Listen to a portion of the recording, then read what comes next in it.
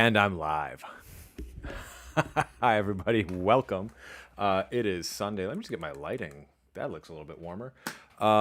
Welcome to another study session with Hebrew. I have kind of a lot to discuss today. It's been a little while for both Hebrew and for Arabic. I will start with the fact that I'm deeply, deeply annoyed by the textbook. Shalom, Zevel. I am deeply annoyed by the second edition of the textbook. I got a hard copy of the colloquial Routledge Hebrew, which is what I've been studying. For those of you who have already been following along, you're familiar with this. For those of you who are new here, don't buy the second edition. For those of you who've already bought it, we can use it. It's fine, but it is worse edited than the first edition, and I thought it was going to be usable. And last night, my wife was looking at it, and I said, we're looking at vocabulary lists. And I was like, okay, just tell me, the words that we're learning. Let me know what you've already learned, and we'll talk about. We'll put it in sentences. We're just having a little fun, having an exercise. Zevel, you're right. Why am I streaming on Yom HaZikaron? I should probably have not done today. I honestly have been so behind the curve on everything that I didn't check the calendar, and then didn't realize it was starting until yesterday. So I will say maybe we should take a moment and honestly, I think you got a very good point. I'll take a moment of silence here and then get back to actually studying.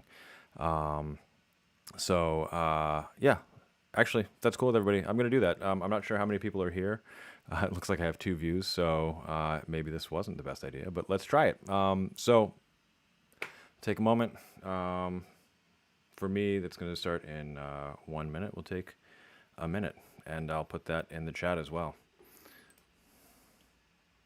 So...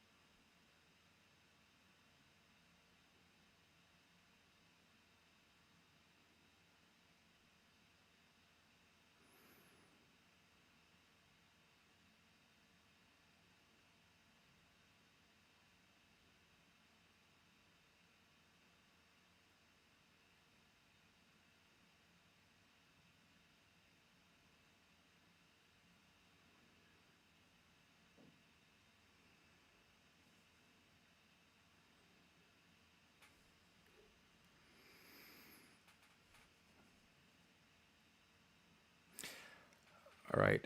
Looks like it's been just over a minute here. Roman, good to see you. Hannah, good to see you as well. I took a moment of silence for Yom HaZikaron, and that's actually a pretty good starting point, I think, for some vocabulary today. There was a question in the chat before. What is that? It's the Day of Remembrance. Tomorrow, and this is the calendar's, nightfall to nightfall. Tomorrow will be Yom HaAtzmaut, which is Independence Day. I think that's an important thing to remember.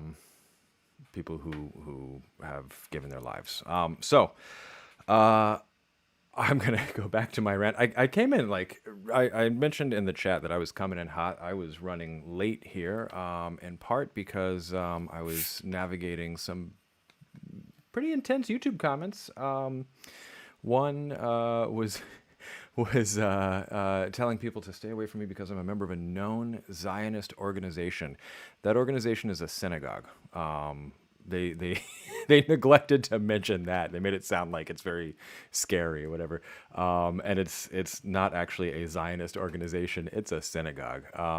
So that's fun. And I was posting about that a little bit on some of my social media, in part where I expect some of my friends to see this stuff, because I've had friends asking me about things and asking about what's going on. Snow, good to see you. You joined on time. I was running a little late, so here we are. So anyway, here I am. One of the things I wanted to talk about was this textbook. There's so Hebrew is so under-resourced compared to other languages like French, that I think the Routledge Colloquial textbook is one of the best resources out there. I think Duolingo is actually one of the best resources out there as well. That does not mean that these are necessarily very good resources, especially when you compare them. So when you compare them to other languages. So if I had if I compare it to the Routledge Colloquial Persian course, that course was fantastic. It was well organized. It was well edited. It was like everything about it was great. The Arabic textbook that I'm working through on Mondays, that's a little it's a little strange.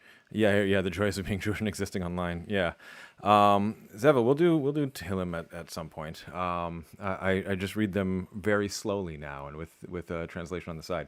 So yeah, the textbook for Arabic is written by a linguist, and they give just way too much information about social stuff and not enough that's like ordered and organized for learning. And the Hebrew textbook, the second edition, I thought was going to clear up some of the errors in the first edition. First edition is what I'm using here. I'll be sharing that on screen in just a moment. But it has a lot of mistakes. It has a lot of errors, typos, things where they ask you a question or an exercise and they actually teach that word in the next chapter or something. It's just stuff that's been moved around. I thought that the second edition was going to make up for all those errors and correct them, and instead it just introduced way more errors. So I was doing an exercise, talking with my wife, who's studying as well, and it's like, what are some of the words that you're learning? And let's see, let me pull this up. We'll go through a vocabulary list, and she was reading the vocabulary list to me, and she's saying, okay, this means this means that. And then suddenly they were all wrong. It was like, okay, so it was like, I think it was chapter 4, which I can go to here. I don't think it's wrong in this edition, so they actually introduced an error, but let me find out. So this is chapter 4. Zot misada me'od popularit. Popularit, I think. Let me get the stress right on that. And they have all these... all this vocabulary, and it is actually not incorrect here. So it's changed. In the second edition, they introduced errors. So she gets to like chatzilim, which is aubergines for the Americans. That is eggplant, and then it looks like what they did is they added the word im, meaning with. I don't see that on this vocabulary list, and it kicked things wrong on the list. So then they had, for instance, she was reading it, and she's like, quiche, ochel, because, pashtida, meat, shum. And it was just like, actually, I don't know, is garlic on here? Yeah, so they added words to the vocabulary list and introduced errors in the list. And so now, if you aren't paying attention, you may literally memorize words in Hebrew with the wrong meaning. Obviously, if you go back to the dialogues, you're going to have it corrected very quickly, because you have the transcription, transliteration, and translation of each of the dialogues. But it's just not right. And it's additional work, and it's the kind of thing that, like, if you struggle with language learning, it's one more barrier. So I don't know. I mean, when I looked on Amazon last, I actually shared the link to the second edition, because I thought, of course, the second edition will be better than the first edition. And I also couldn't find the first edition for cheap, so I'm a little annoyed. So I see here chatzilim. Yeah, that's correct. But they introduced a bunch of errors, so it's very, very frustrating. I have been also using Duolingo. I mentioned a while ago that I stopped the Duolingo study for a while because the lesson that I was on at the beginning of October was like crisis, failure, formation, mivne, which the structure also, like the structure of the course, but formation, like flying in formation or marching in formation, whatever. And it was just like, I was not in a good headspace for that. I've kind of dipped my toe back in because there is an Anki deck out there that has all of the what's it called, the vocabulary from Duolingo Hebrew. It's all pronounced. It's all pronounced by the same guy who's got like a slightly, I don't know, vaguely Mizrahi accent. He pronounces all his ayns. That's all I know. So he'll say like "Ghayir bira." But you hear it, whatever. I've been going through and adding images to everything, and I find that for whatever reason, just adding the image really helps me retain the information. There are cards that I just keep reviewing over and over and over again, and once I Google the word in Hebrew, add an image, I'm good. So that may be of use to some of you, but unfortunately, I don't think there's a perfect course, though. I see here Al-Yad in the chat. Zevel would say Liyad. Tal says Al-Yad is also correct. Zevel says it's less used. It sounds like a literature piece. Maybe the waiter here is being formal. So in this, we can talk about this. In this dialogue in lesson 4, which is about where we are here, you have Peter and Maya, and they're going to a restaurant, and they haven't done their research, and so this one they start with a bunch of stuff, and the next one you find out that they're trying to order off menu. They don't even know what kind of restaurant they're in, etc., etc. So here it's what do we have? We have Erev Tov, Anachnu rotzim shulchan bevakasha. So we'd like a table, please. Any of the Israelis can tell me if anybody says bevakasha in that situation. I don't think I've ever heard a bevakasha in real life, other than like in songs like Sheket, bevakasha. So the Meltzara, that's the waiter, says Atem rotzim et hashulchan al yad hachalon. That's what we're talking about. Al yad hachalon. Do you want the one at the hand of the window? So I have a grammatical point here that I wanted to talk about because a bunch of people who are also studying Hebrew have asked me this. It's something as a linguist it didn't faze me, and for a lot of the language learners, it is a challenge. So I want to talk about when to use at and when not to use at. So I had one person ask me if you use at with something like neged, which is like against. You learned that in the Duolingo course very early on, like the dogs are against me, the animals are against me. And another person asked me about this, where, al yad hachalon, and why is it not al yad et hachalon? Which might seem, for native speakers, you'd say, like, why would you think that? But for non-native speakers, it's actually kind of confusing. So I'll go here with the transliteration for everybody to follow along a little bit more easily. And this is Atem rotzim et hashulchan al yad hachalon. So notice et is here before the table, and then al yad hachalon. Now, et I've talked about a bunch. It's the same as ro in Persian, but it is talking about anything that is a definite direct object. And I find that when I say it's the definite direct object, that is useless for most people. So a lot of people are like, I never learned that grammar. A lot of people are like, well, I don't, like, it's overwhelming. So the way that I think about this is that you can kind of break sentences into two things, like sort of core and peripheral elements. The core elements relate to a verb. And a lot of linguists will analyze every sentence as having a verb, even the ones that don't have an overt verb. So if it's, to be in the present tense in Hebrew or Russian or all these languages that delete that, many will say, okay, the verb is to be, it's verbal copula, and then you have some number of what are called arguments of the verb, which are things that the verb kind of requires to make sense. So maybe I'll make a video about this, but valence is, does it require one thing? Does it require two? Does it require three? Can you kind of mess around with that by making a sentence passive or something like that? So to give an example, a basic example that you might see in a linguistics textbook is like, I give the book to Dave. So I, it's a pronoun, it's a subject pronoun. It's required in English. Other languages might not require it depending on how much is marked on the verb.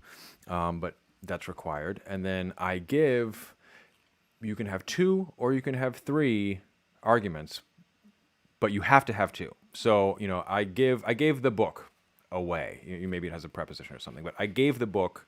What did you give to Dave? I gave the book, right? That's fine.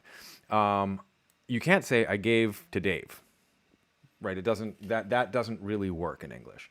And so the idea is that the thing that is required, the first, like, closest thing, people talk about it as like it's the thing that the verb is is acting on, but giving is not an action that I do on the book. But the idea is like the book there is the direct object. It's the more required one. Then you have the indirect object, usually takes what's called dative case. Dative comes from the verb in Latin to give, right? It's who you give something to. So that's like, dat, like he gives or he gave. And that's less sort of core, right? So like I see you or whatever, like that doesn't require any of those. That's all sort of core to the verb. And then you have prepositions: by the window, like against this, over there, across, whatever. Like, and there can be more general than that. So when you look at something like aliyad, that's kind of tacked onto a sentence. Atem rotzim et hashulchan. Do you want the table? That you have to have. And then you can add aliyad hachalon. So yes, hachalon is definite. And yes, it kind of feels like it's the object of this, but it's the object of a preposition. It's not the object of a verb. And because it's the object of a preposition, it doesn't require et. And honestly, like it's sort of like the preposition is fulfilling the same function as the et is. Like et is doing kind of preposition things. So you never see et with like la or aliyad or neged or whatever. I see in the chat that it means religion. I'm talking about Latin, not Hebrew. So the reason it's called dative case marking is because of the Latin verb to give. Let's see. We talk about Duolingo introducing all the all the stuff, the dove and all this. Yeah, the early lessons are designed to teach you the letters, and so it gets pretty frustrating because you end up with, I've learned 4 letters and now I have ha'ababa. Right? Ha'im, ha'ima, ba'a. Like it's very, okay, how much can you possibly do with, aleph, beit, mem, and hey? And same thing for like yain and yona. Although yona, you see that stuff more than you might think. I think the Duolingo course does a really good job of including a lot of language that you are going to run across in real life and that you're going to run across if you are in a synagogue ever. So, I'm like, why are they teaching me about doves? Well, it turns out doves are really relevant. Like there's songs that you sing on Saturdays about like doves. So, you may hear it with a different accent, but Yona is a relevant word. Yona matzav manoyach, like it's a thing. You might hear it as Yoina in the U.S., but that's fine too. So let's see. You can say that objects in Hebrew take a preposition with et being the most common one. That's I think a really good way of saying it. I'm saying it wrong. Zevel Yoina matzav manoyach. Yona? Yeah? I'm saying Yona like it's an American name. Yeah, it's the timing. Yona. This is the problem with having some of those where you're more familiar with it in sort of liturgical, like Ashkenazi liturgical Hebrew, because they changed the stress pattern. Yeah, because there are instances where Hebrew has direct objects while English has oblique ones, or the opposite. One thing that really strikes me, and you're going to see a lot more of as we go through this course, is that Hebrew likes to add the indirect object if it is if it's going to be a pronoun directly after the verb, in ways that like are very unusual in English. Like I learned from him this book or something. Like that sounds very marked in standard English. You might hear it in Brooklyn or parts of New York, but it's unusual. Yeah. So let's see. We have some vocabulary. This is all restaurant related vocabulary today. So misada, meltzar, shulchan, aruch, et. Look at this. Just nothing here. Just a line. I don't like this. This textbook. I'm using it. It's the best thing out there. I'm annoyed. Okay, Yona. Thank you. So next to or near Al-Yad, although I'm already hearing that it sounds like Tal feels old for people thinking that Al-Yad is is formal and Liyad is younger. Can I please make a video about New York English, Patrick? It is imminent. I think next month is when I have it scheduled for, and I'll talk about different varieties of New York English because there's quite a few. But that is on its way. I've scheduled actually all of my videos for through the end of the year. And I may make some adjustments, but I have a schedule now, and I'm going to try my hardest to stick to it. All right, so we have Chalon, we have Shotim, which they're telling you is Group 1. In the new edition of the textbook, they just say it's a Pa'al verb, and it's the Gizra that has hey at the end. So that's Shote, Shota, Shotim, Shotot, Lishtot is the infinitive there. Yayin. Easy to remember because it sounds like wine. Mayim, also not super hard. Mayim mineralim is mineral water here. And Patrick, you will get the sociolinguistic side for sure. I'm going to talk about the accent, but I'll talk about the sociolinguistics of it too. Can somebody confirm for me? I have heard that still water is mayim metukim, like sweets waters. Snow, do it if you know the Hebrew. To write the textbook, do it, please. I think I'm going to learn Hebrew. I'm going to get fluent, and then I'm going to write a textbook. There's a couple of grammars that I use, by the way. Two of them are written by Louis Gleinert, I don't know. One is the essential Hebrew for rootledge, which is more compact, and then he's got a massive one, which you can find on PDF online.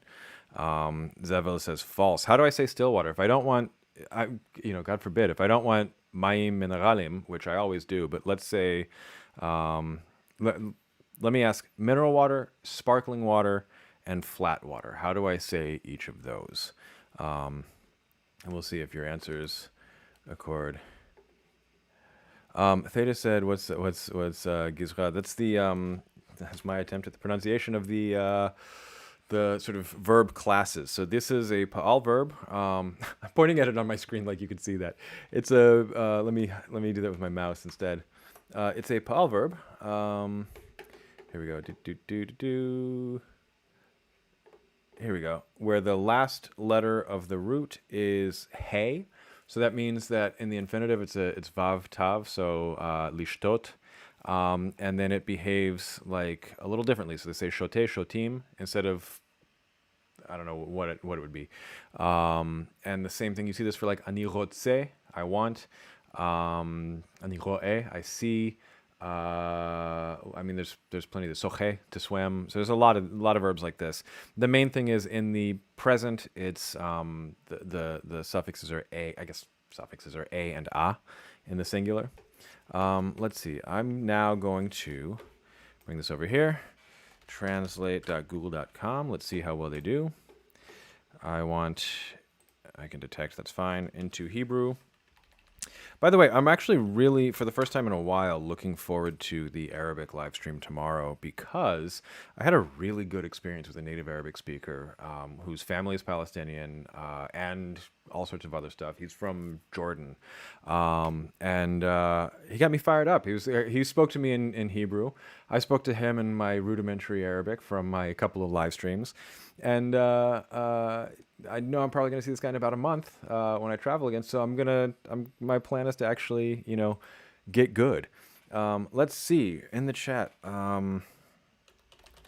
You have some suggestions. Sparkling waters. Okay, Maim. What does that say? That can't be mugzim, migazim. Vowels. Who needs them? You know what? I'm just going to copy this all over and see if Wiktionary will tell me how to say it with IPA or something. And if not, then I'm going to go to Forvo. So there's all these different ways of learning it. Nothing in Wiktionary. Mineralim. Oh, I see. I don't know why, but pronounced mineralim. That makes sense. Like minerali im. And then mugazim. Mugazim. That's That sounds almost like a passive, right? Like mugazim. Okay. Sparkling water and still water.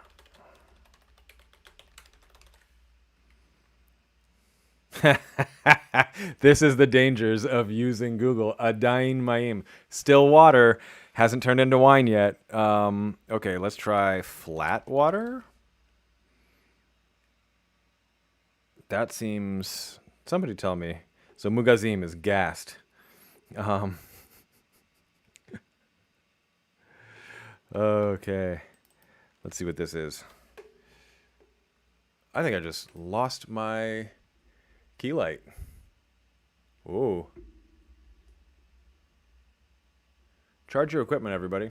Um, let's try this. Okay. So if I want water that's not mineralim and that is not mugazim, I don't know why I would want that, but if I did, um, what is that? There's no word for still water, and that right there is why this language is the right one for me. Maim, what? Maim regalim or something. You just say water. Yeah. Okay. All right. So I can specify maim mugazim. No word for still, whatever word, just water. All right. So maim, and if somebody's like brings me maim mugazim, im ani lo rotze maim mugazim, what should I say? Tap water. My berez. Yeah. Berez? Simon, good to see you. Hello. I can say maim ragilim, right? Idan says ragilim, so like regular. Ragil is the easiest word for me to remember because it sounds like regular, like the feminine ragila. I'm like, okay, I got it. It's regular. All right, hine. Not going to be a hard one. Hine. Hineni. I am here. Very archaic usage. Tafrit is a menu. Looks feminine, not feminine. Yes, there is. We're going to talk about that in a moment. Chatzilim, aubergine, aka eggplant. So we have most of the ingredients here for what's it called, for sabich. Zevo, when you say my B is weird, do you mean the like B is in Bravo, like bait, like the letter B? Is it not voiced enough? Is it? I'm gonna go through these. Let's find a word that has a B in it. What do we have? What did I say? Oh, maim. I keep saying, okay, maim mineralim, maim berez. Hine, colloquially. This is great. You know what? This is honestly, I love the live streaming because I'm getting so many corrections that I need and wouldn't know that I need. Like boom, boom, boom. So I can learn like basic stuff. Maim, and they even have the note here. Maim mineralim. My B is weird. So is it a two? Is it a little? Is it a little? B? It's not hard enough. So berez, or should it be like? When you say hard. Oh, okay. I love it. Everybody's okay. Sabich, hine. I'm getting my stress patterns right. Maim, hine, sabich. First stress. Almost like a sheep. Maim bialik. Okay. Like a sheep. Like ba ba ba ba ba. All right. Okay. Is it that I need to release it more, like more pressure, like ba, or is it that I need more voicing on the onset? So I say ba, but maybe I should say ba, or is it less of both of those things? Ba. All right. Somebody tell me how to say sheep as well. I might as well learn this too. Yeah, Zevel, send a recording. I will learn from it. And I'm looking at what was the word? Berez? Berez. I'll do that. I will say I am not going to fool anyone into thinking that I am a native speaker. I have that ship has sailed, and I just don't have the energy to try to like do that kind of level of shadowing. But I do want to be acceptable. Did I correct the date of Learn Arabic with Me? No, but I will. Did I schedule it for today, I guess, as well? I scheduled them both before nap time. I'm as a dad, I'm just running around everywhere. Like, try to schedule a live stream and then run, take nap time, and then go to we went to the farmer's market today. It was the first time in month and a half, 2 months. The farmers market is right by a very famous university that's been in the news a lot lately. And the last time I walked by there, I got death threats. So I haven't been back, but we went to the farmers market today, and so I've been just running around. Sheep is kvisa. Kvisa? Stress on the second syllable. Is this also like laundry? Just spelled differently? Somebody let me know. So kvisa. Oh, kivsa. Kivsa. Kivsa. Kivsa. Okay, let's see. I just received a voice message. Let's see. Real-time corrections.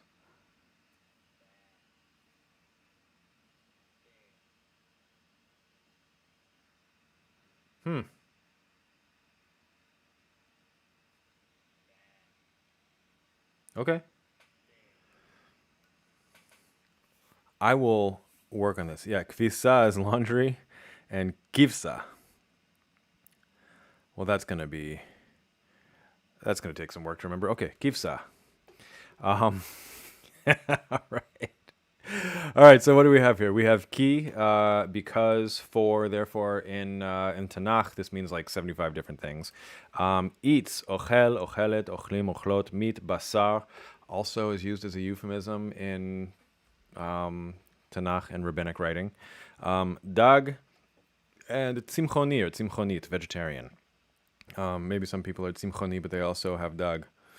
I see that's a common enough mistake that native speakers answer that it's a known joke to say kvisa and not kivsa. I would love to know the joke. I want to know sheep-related. I've got a lot of sheep-related jokes, but I don't know that they're actually acceptable for YouTube standards. Uh, all right, so cultural note. The verb rotse is commonly used for the polite form would like, as well as for the more direct want. Hebrew often makes no distinction here. This could be why, parentheses, this could be why Israelis may sometimes seem a little blunt in their requests. They're translating straight from Hebrew. However, the form I would like, hayiti rotse, is also widely used, especially in more formal settings. There's a channel called Streetwise Hebrew. And he has a podcast where you can listen to all sorts of topics. Some of it was a little too advanced for me when I last listened to it, but there is one about politeness, and he's got a whole thing on perceptions of politeness and impoliteness, and specifically talking about he has the sample sentence "Ani rotze cappuccino aval tov," where he says it's I want a cappuccino, but good, eh? And why that might actually make sense. The argument that he makes is that it's an imposition to expect it to be particularly good. So if it actually matters to you, then you specify that. This has been sort of a running joke for me and my wife for years now. And I once said that at a cafe, joking. I ordered something, and then, I turned to my wife and I was like, but good, eh? And the barista was offended, and I had to explain. I was like, no, it's a thing, it's a culture thing, and like cross-cultural communication. They were assuaged, and then actually asked, like, wait a minute, we have Israeli customers. Are you telling me that they don't hate me? That they're just that's just how they talk? So it was a really interesting thing. Oh, I see. Zeva has added piece of Hebrew. I love them. Maxim, it was. Um, it definitely was. Yeah, Piece of Hebrew is great. I've been thinking about looking at something like Piece of Hebrew or Citizens Cafe or some of the other things that I see advertised to me.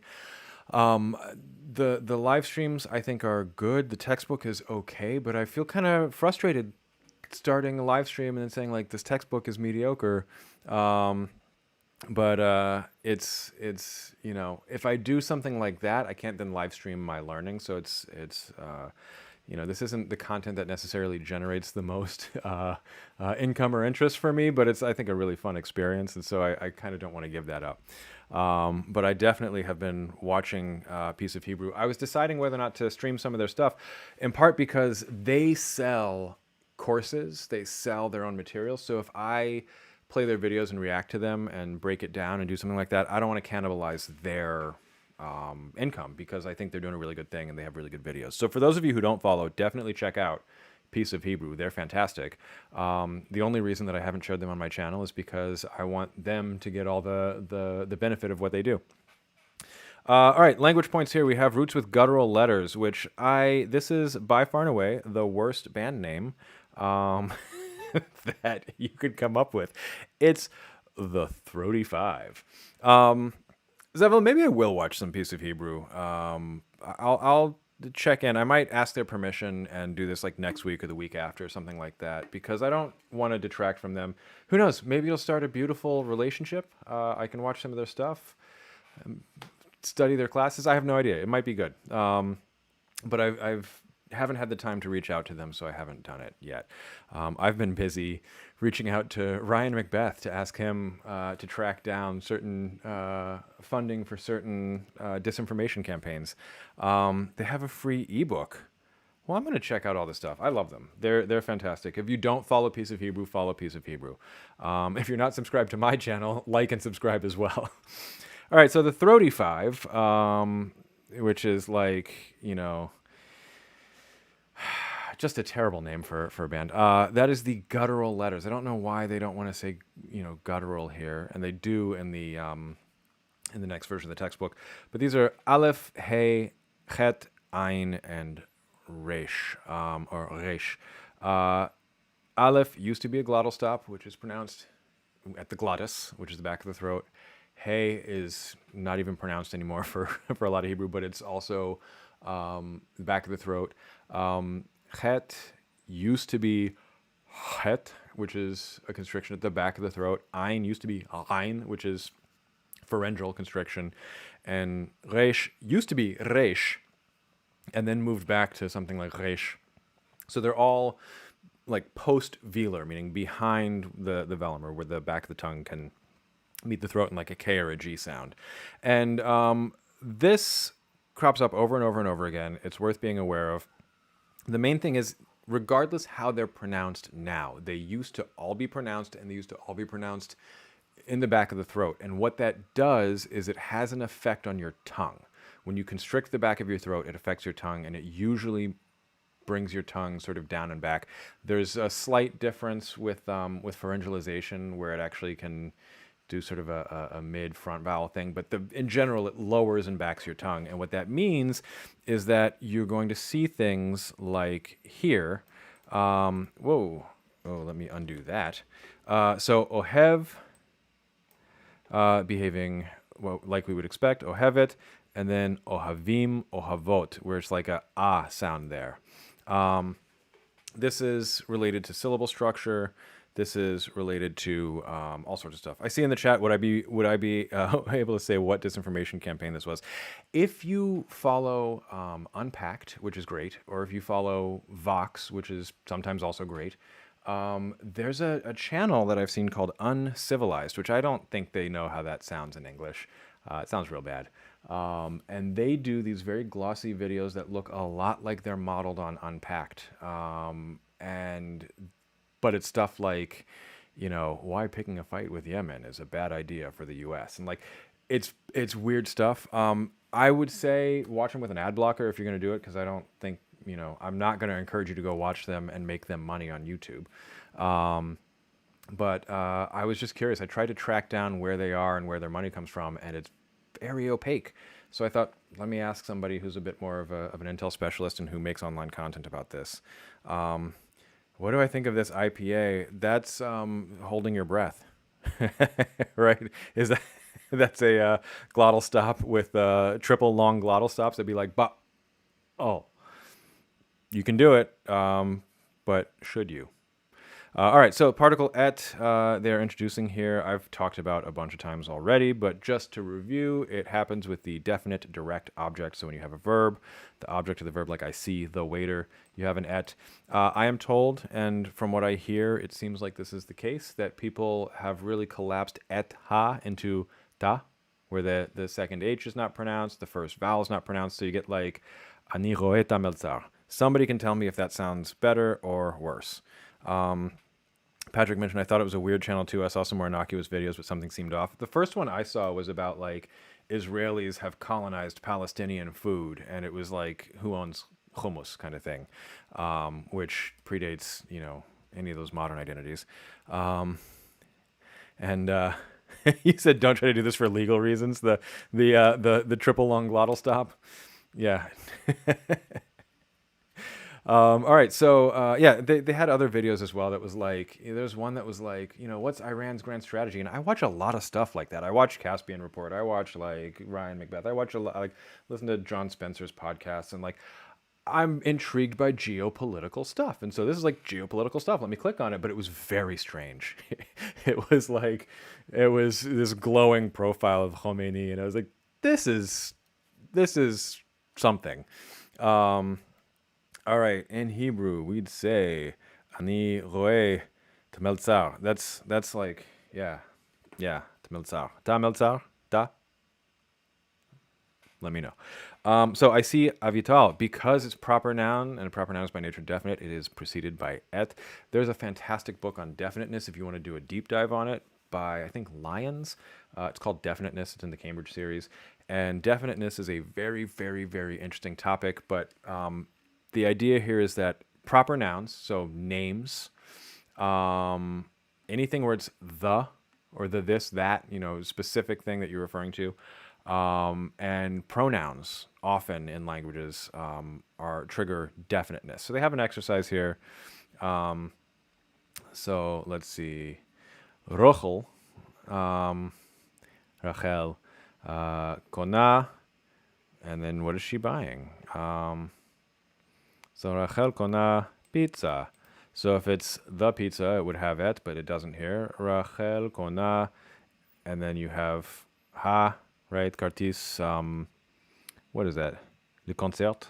Le concert. So Rachel Kona ta kartis le concert. Le concert. Le concert. To a concert, like the ticket to a concert. Okay, just very natural. Yeah, my goal, like I said, is not to convince anybody that I'm a native speaker, but it will be to speak in a way that's feels natural and comfortable for people. Yeah, Patrick, exactly. There's just it got me intrigued by where like it's a very high production quality, and it got me intrigued by like where where it's coming from. Where's the money for like that high production quality and that pace of output coming from? And the last video that they have up is like totally blood libel. It's like it's not even. They've completely mask off there. I see some discussion about whether they require it. The ones with ha should. That's what I'm supposed to learn here. So pizza doesn't. What is this? Sandwich. Okay.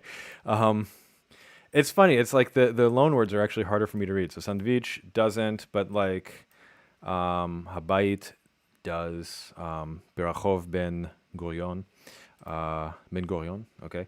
And then what is this? Ha telephone.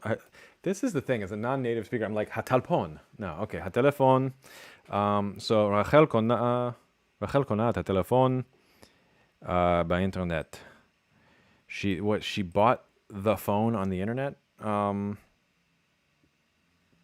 Okay, I don't have context to make this make sense as an exercise, but we're just learning words. So let's see, exercises. I'm going to just skip some of these. Let's see, plurals are generally formed ending in eem for masculine and ot in the feminine. Can you fill in the missing? And ut becomes uyot. So ut is like a nominalizing suffix for the most part. So let's see, pashtidot, so the singular should be pashtida. Chatzilim, so the singular, chatzil. Meltzar, so meltzarim, if it's men, waiter men. Tafrit, tafritim, because it's still masculine. Misadot, so misada. This actually was basically what we were doing last night, coming up with sentences. In loan words like telephone, you don't need to change the stress. So, okay. Let me go back here. Rachel kona et a telephone by internet. By internet. Et a telephone by internet. I'm trying to switch the stress, and then I just gotta Telephonim, telefonim. I would never learn this from this book. So, or from honestly Duolingo, anything. So this is amazing. Telefonim. So, and she bought it by internet. Okay. Kartisim. So that's tickets. What is it? I skipped one. So michtavim. So letters. Autobusim. Do you guys all say the whole thing like the auto at the beginning? Does it get shortened at all? Is it autobusim? Changing the stress is archaic. Idan, I'm a bit archaic. But point taken. All right, kibbutzim. What do we have? Misparim? I know misparaim is like scissors. Misparim is numbers, I guess. So mispar. And then chanuyot, so chanut. So stores, a store. Chanut. Okay. Okay. Let's see. There are no rules without exceptions, yada, yada, yada. So some masculines look feminine, some feminines look masculine. So melon is masculine, but its plural is melonot. I have also seen beit malon, and so bate malon.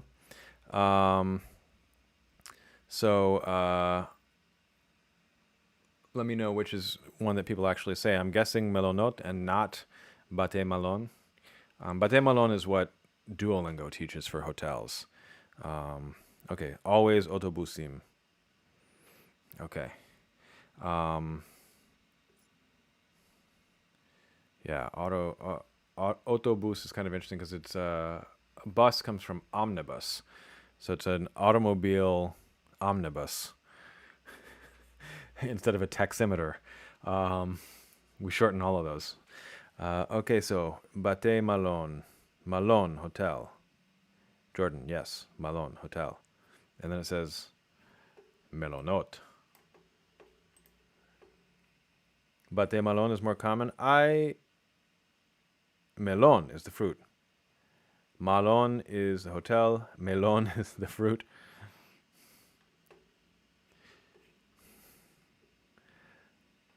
I think it says both are equally common, but you choose Beit Malon. I'm going to say Beit Malon because it will not be confusing, and given any accent issues, nobody's going to think I'm talking about a house of melons, hopefully. Same thing, Beit Sa becomes Beit Sim. So some things have irregularities, and that's fine. Okay, Itonaim. Let's see. We got some food. So Zevel, I'm sorry if you're hungry. Let's see. I see Micht. Andy Garrett. That's a great question, Theta, that I don't have an answer for, but I'm sure someone in the chat will. So is the difference between Michtav and Igeret like the difference between letter and epistle in English? Igeret sounds to me like a little Greeky. Okay, vegetables. Yerakot. Yerek. I'm assuming that's because they're yarok, they're green. Somebody can tell me. So lettuce. Chasa. Chasa. Onion, batzal, tomato, agvanya. I'm led to believe that there's a slightly risque story behind the origin of that. Yeah, Zevel, the book. Okay, I see this here. The book for Piece of Hebrew is free for members, so it comes with the cost. Okay, agvanyot. That is, I'm led to believe there's a bit of a dirty pun in the origin of that word for tomato. Let's see. Carrot, gezer. When I'm an old geezer, I will eat mushed carrots. That is absolutely my very real mnemonic for how I learned this the first time. Lemon, limon. Very big lemon. Etrog. Cucumber, melafefon. Melafifonim chamutzim. Pickles, right? That's the really good one. You guys aren't taking the bait. So, agvaniya? Not okay, agvaniya. Yeah, so there is. What's the story? Somebody share it. Pepper is, I don't know if I say pepper, like I'm French now. Pilpel, a little spicy, a little pilpel. Agvaniya. agvaniya. So that's a transliteration error here because this I would read as agvaniya and this I would read as agvanya. So agvaniya. This is what I mean about like the level of editing here. Mushroom, pitria. And then fruit, perot. So pri is the singular. I love that they don't explain this here, right? Yarak, yarakot. Pri, perot. Okay, fine. Pri hagafen, pri adama. Apple, tapuach, which historically was like a quince or something. It's now the name for a modern apple, but that fruit was not widely eaten when tapuach first became a Hebrew word. There's a song called Mar Agvania. I will find that for kids. Okay. Orange is tapuz. That is a blend word from tapuach and another word for gold. Grape, enav, which should be, they didn't mention this here, they don't have the plurals, but this should be anavim, right? Because the ayin used to be ra, drops the vowel. Let me know if I'm correct. I'm pretty sure I am. So enav, anavim. Pear is agas, and banana is, as in every language, banana. I'm saying it like I'm a minion. Banana. So kilogram, kilo, very colloquial, is a kilogram of. All right, ready to order. Shopping list has stuff. This is just, I want to say chasa, achat, pilpalim, arba pilpalim, chamesh, I was going to say chamesh cucumbers, chamesh melafonim, etc. Yeah, Yair has a version of this that's slightly different. Thank you, Zava. Banana, not banana. Banana. Yeah, Yair says it's etymologically they're believed to make people horny, and agvania means something like horny fruit. My recollection was it had something to do with like an archaic word for butts, kind of like the peach emoji now, but I'm not sure.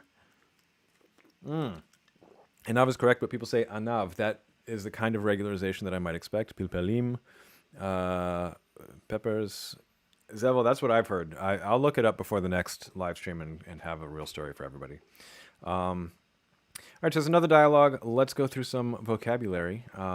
If Chaim Sheli, if Ishti is watching this right now, then you get a preview of where we're going to go very soon. So ready, muchanim. This is, looks like related to mem. Yeah, we have these three here, so ignore the suffix and all that. So that is the passive of to prepare. I remember this one as like mechin, like to prepare something, because it sounds like making, just said funny. So like, ani mechin archat erev or something. I don't know, but this muchanim is like the passive version of it, right? Muchan is prepared, ready. And then this is the plural. So are you ready? Muchanim leazmin. Leazmin is a hifil verb related to time, right? Zman, zamin is to be available. Yeah, Zevel has he makes is mechin, exactly. So leazmin is another one where this root, zman, time, zamin, available. Leazmin, to order, or I think invite as well. That's good. Marak, carrot soup. Well, marak gezer is carrot soup. So marak is soup. My mnemonic is stupid, but I imagine that they eat a lot of soup in Morocco. Whatever works. Let's see. Mana rishona. So rishon is first. Mana is then got to be course. First course. Mana rishona. Mitzta eret. Sorry. Which looks, now that I look at it, looks like it's like related to like a hitpa'el verb with like a tsar kind of tsuris kind of thing going on there. I don't know. That's how I remember it though. This chat and I are helping you progress like 70% faster, Zevo. That is 100% true. I see leazmin as order or invite. So you can say leazmin like ani what is it?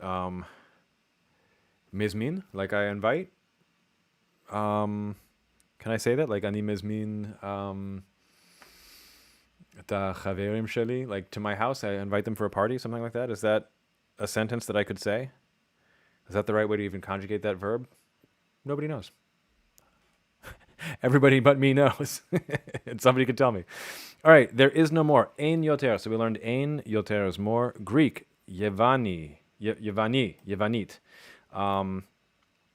This is related to the Ionian Isles. I don't know if anybody knew that. I thought it was fun. Mazmin. Ani mazmin. Right, what did I say? Mazmin? Ani mazmin. Okay. Ani mazmin את החברים שלי.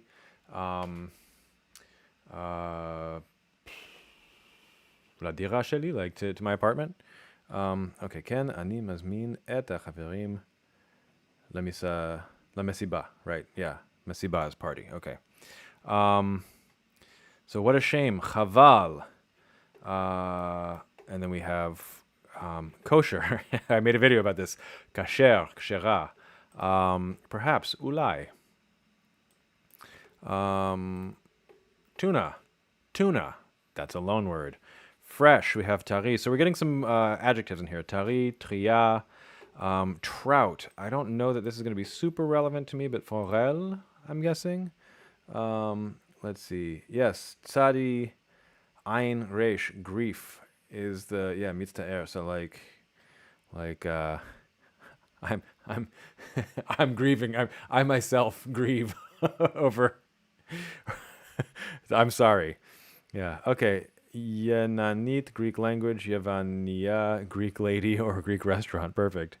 Let's see. Is there any proven benefit from memory or otherwise? Ooh, I like this question. To learning a new language and non-native or strong second language. I think it just depends on if the materials are really good. You can make certain connections. So you're going to make sort of like neurological connections between. You're going to strengthen those connections, those mental connections. But it can also be really hard to learn something in a second language. Where I have found benefit to that is that there's some really good resources in French for learning other languages, and my French is strong enough that that's actually been pretty helpful. But I don't know to what extent I would get viewers for a live stream where I say I'm going to learn Hebrew in French, or more realistically, learn Arabic in French. I see that, yeah. Yevanit, not Yenanit, yeah. Yevanit is Greek, and Ionians, the Turks also call the Greeks Yunnan for the same reason. So, Yevanit, Greek language, Yevania, Greek lady. And forel, trout. Pitria, we've already seen. I don't know why it's here again. Be'emet, in truth. I say be'emes? Be'emet. Bishvil, Duolingo does a great job of teaching that one. As in ka, which is an abbreviation of kmo, I think. Mana ikarit. So ikar is important. Or main. The main thing is not to be afraid at all, right? So there's a song. It's a song that's from a Rabbi Nachman quote, which is Veha ikar lo lefached klal. Like the main thing is not to be afraid at all. That's of course following a bunch of vocabulary. Kol haolam kulo gesher tzar meod. The whole world is a very narrow bridge. The main thing, ha'ikar, is not to be afraid at all. But here I see it as the main course. The main course is not to be chicken at all. So chicken is off. There's an old joke about Israelis using the microwave to heat up chicken, and saying, I don't know why it's not working. I keep pressing the button that says off. Not a very funny joke, but it's one I remember, and it helped me remember chicken. What can I do? Ma la'asot. What can be done? Yeah, ma la'asot. What to do? Ein davar. Never mind. That's no thing, no matter. No matter is probably a better translation because it's literally no matter. Ein davar. Less is pachot. So we have yoter and pachot here, and populari, popularit. etc. So they're, let's see, what's their dialogue as they were kind of jerks in the restaurant? Let's do it. Let's see. Okay, מוכן להזמין, are you ready to order? Y'all ready to order? כן, אפשר לקבל. They didn't introduce this one, but לקבל is to receive, right? It's where Kabbalah comes from, all that. So, אפשר לקבל מרק גזר כמנה ראשונה בבקשה. My intonation was all over the place because I'm just trying to get the words out. But okay, אפשר לקבל מרק גזר כמנה ראשונה בבקשה? Can I get? This is exactly how an American would order. Can I get? Just shy of like, I'll do the carrot soup. So can I receive it? אפשר לקבל מרק גזר כמנה ראשונה בבקשה? And he says, ואתה אדוני? So, and you, sir? סלט חצילים. He wants eggplant salad. אני מצטער. I don't know why they have a dash here. I guess it's so I don't pronounce this weirdly, but אני מצטער. אין יותר חצילים, אבל יש סלט יווני. So we don't have eggplant salad, but we have Greek salad, which is not similar. Peter goes, Oy chaval, which is actually how he says it in the audio recording. אפשר להזמין shrimps, which they did. I don't see that in the vocabulary, but it's pretty easy for English speakers. He says, לא אני מצטער, זאת מסעדה כשרה. So he walked into a kosher restaurant, complained about the menu, asked for shrimp. Peter goes, Oy, slicha, so oy, sorry. אולי יש tuna tria? Tuna tria. Can I have tuna tria? Can I have fresh tuna? But good, eh? או דג פורל בפטריות. Or trout with mushrooms. It sounds like he's not reading the menu. He's just asking for stuff. So מלצר אומר, לא, אני באמת מצטער, אין טונה ופורל. מה בשביל הגברת? So he just says, no, sorry, we don't have those things. What for the lady, which is weird. They didn't do gveret in the definitions either, but gever is a man, is a guy, historically meant hero, and then gveret. So she says, yesh pashtida bipitριot k'mana yikarit. Do you have mushroom quiche as a main course? And he says, lo. אבל יש עוף בפטריות. And she says, אבל אני צמחונית. Now, צמחונית, she could have gone to a restaurant, like they could make that work. They could make the kashrut and tzimchonit work. The Meltzar is getting annoyed here, like I was with them too, so be'emet. Yeah, I need to fix that. be'emet. Okay. מה לעשות? אנחנו מסעדה מאוד פופולרית.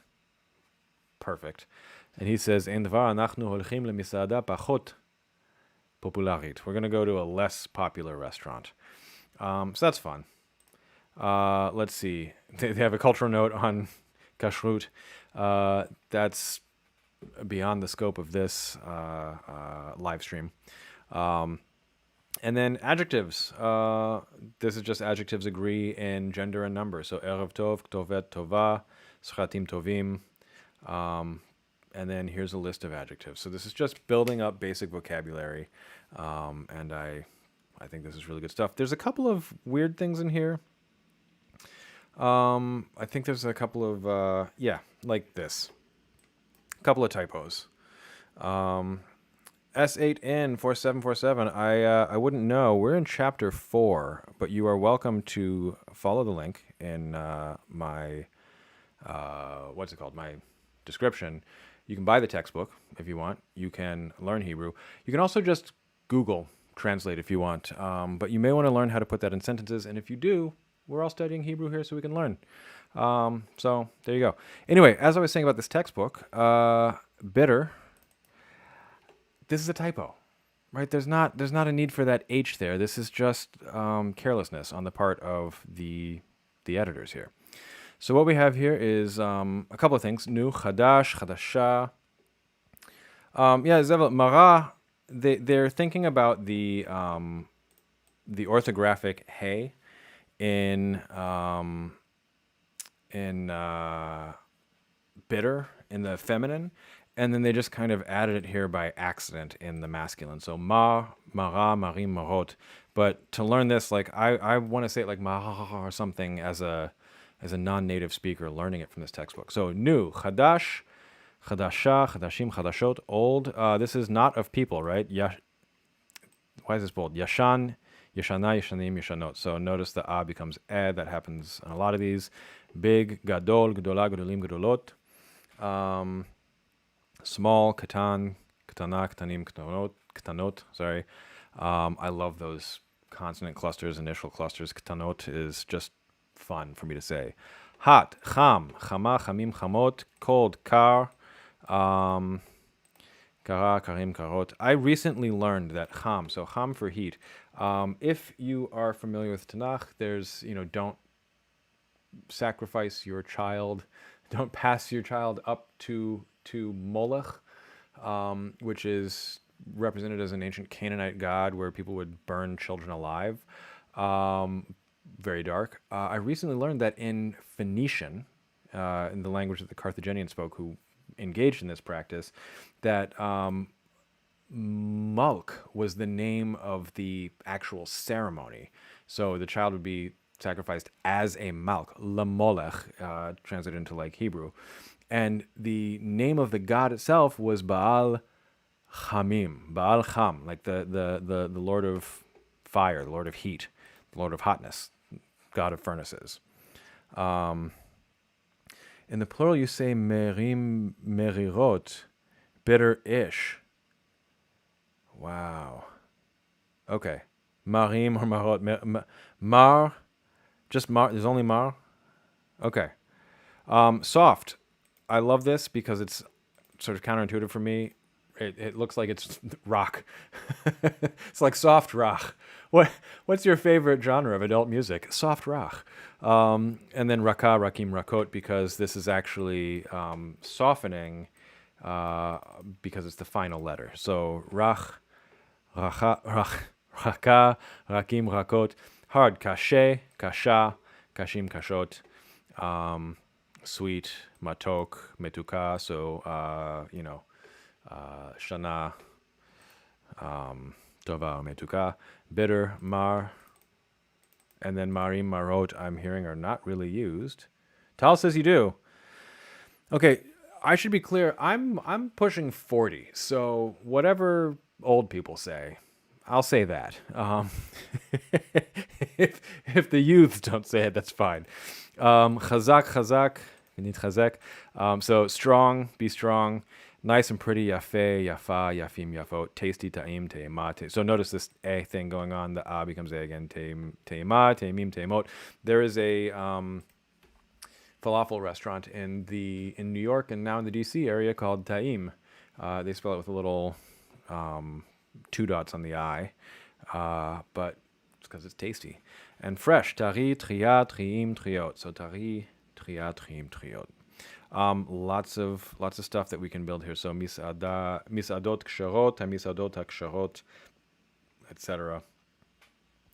And then they're just giving us exercises here at the end here. So this is still, we're early on, really trying to build stuff together. And as you know, I'm studying with other resources as well, but just trying to tie it all together. So like the new houses, the old buses. This is put things together. So Autobusim yishanim, right? The old buses. The mushrooms are big. Abitriot hen gdolot, right? The mushrooms are big. They're going to talk about yesh or yesh versus ein. There is and there isn't. So yesh tayarim b'misada. There are tourists in the restaurant. There aren't to be ein tayarim b'misada. There's no whiskey at home. Ein whiskey b'bayit. And yeah, so that's I think that's a decent amount to go through today. And I'm gonna keep adding to my Anki deck and so on.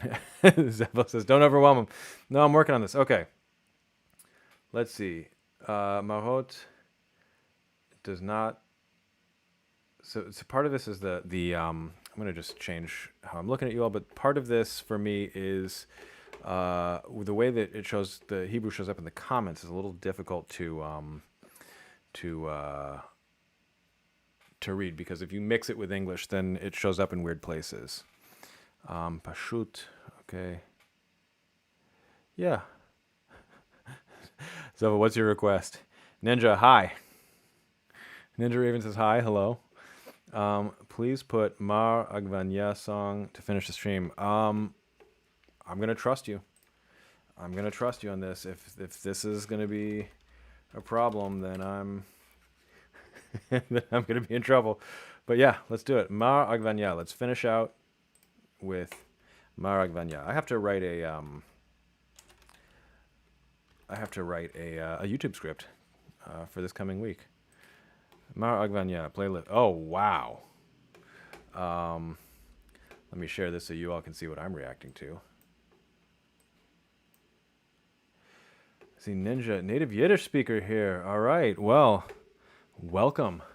I can just say, Baruch haba again, but just change the emphasis, and we're speaking Yiddish.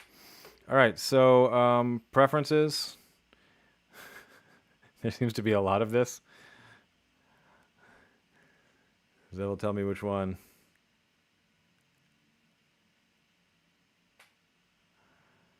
Is this like a character?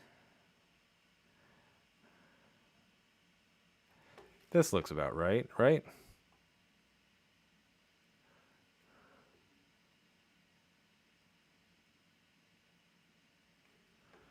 All right.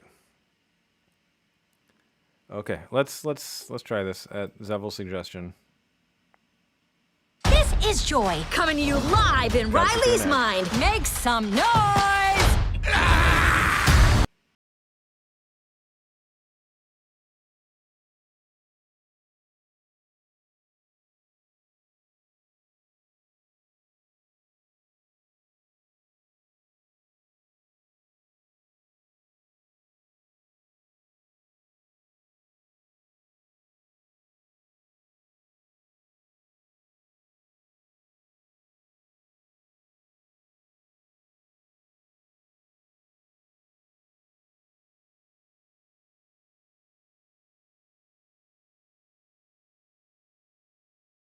I think I can only take that in very small doses. I'm so grateful to have been introduced to that. I'm sure I have a lot to learn from that. That was delightful. But that was a lot. So, yeah. Ninja Raven, you said you want to learn some more Hebrew soon, but you're learning Japanese at the moment. That's a commitment. But if you read Yiddish, this is nicht kein Problem. Like, it's not going to be hard to learn Hebrew because there's so much. I mean, something like 30% of Yiddish is from Hebrew. Snow said, not really Yom HaZikaron vibe. That's cold-blooded. Yeah, it's more of a Yom HaAtzmaut kind of kind of thing. All right, so on that note, actually, no, I do have one more thing to say, and this is actually very important. So for those of you who are following along, I'm going to see if I can copy this, put it in the chat. A very good friend of mine who I have interviewed on my channel before, Hiram Smith, is a linguist. He studies Palinkero. He studies like Pennsylvania Dutch. He's a very, very interesting guy. I don't know if any of you have watched this on the news, but there was a shooting in Albuquerque, and it was at a graduation ceremony. The shooting was actually his daughter was shot in the neck. And so if anybody wants to, obviously I can't track this. It doesn't, it's not, I don't make anything off of this or whatever, but if you want to donate to the GoFundMe for her medical expenses, I just want to share that. I've been meaning to share that everywhere that I can. And this was just a wild story. He and his wife were there. There's his daughter watching her son's high school graduation. Her stepson shot her point blank. She actually shoved him. That's the only thing that kept her alive because it went through her neck and part of her pec and everything. So I'm putting the GoFundMe in the chat if anybody wants to donate to that. If not, if you want to say a Refuah Shlema or Misha Berach or something for Victoria Bencomo. Her mother's name is Lisa.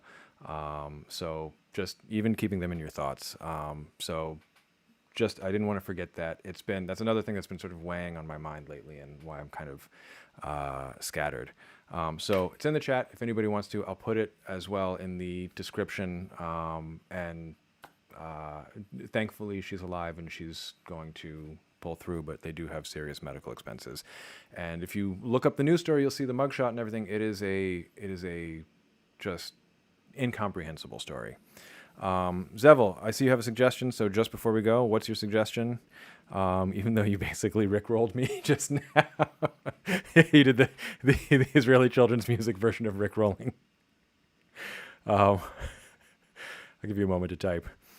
Chris, I said thank you. Looking forward to more streams. There will be more Hebrew, not Hebrew, Arabic will be tomorrow, and I'll update the schedule for that. Zevel, I'm just waiting. Okay, what if you give me a song to listen to? Yeah, I think that's a good thing. Ninja Raven, please do. And I know he's saying psalms and everything right now. So yeah, Zevel, if you send me a song based on the content, happy to listen and learn. I find that it's a great way to learn stuff, and I'm happy to share music insofar as I can on YouTube without it getting like demonetized. Not that I'm making a lot on the live streams, but yeah. All right. And I should add, I should have dedicated this learning at the beginning to Victoria, but I'll add that in the live stream that I want to dedicate this our learning today to Victoria. So with that, thank you all for your time. I hope you have a wonderful rest of your weekend. I hope you have a meaningful Yom HaZikaron, those of you who are observing it, and Yom HaAtzmaut subsequent to that. And that's where I'll leave it today. I look forward to seeing you all. Look forward to seeing you all soon. So thank you all again. And some of you, I'm sure I'll see you tomorrow.